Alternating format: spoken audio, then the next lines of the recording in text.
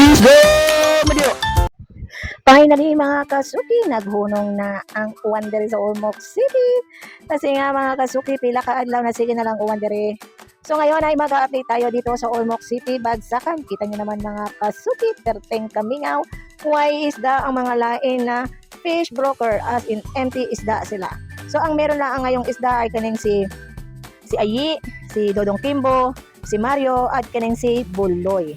Ang isda lang karong adlaw ay ang bangos sa dagat, bulis, bodlisan, yellowfin, tuna na pagkadagko sobra kadagko kaayo at meron ding medyo medium size. So ang ating isdang nakuha karon ay ang yellowfin, tuna, bulis, bodlisan o ang bangos. O di ba kinompleto ni Inday Tagala para sa akong mga suki na taga-Bayog. Shoutout po sa inyo mga taga-Bayog. Huwat-huwat lang ninyo ang inyong Inday Tagala para makatilaw kayo ng fish karong adlaw. Mga kasuki, paleho ko ayo na pangita sa ako ng kanang mga gagmay o kilaunon o mga lain-lain pa mga kasuki.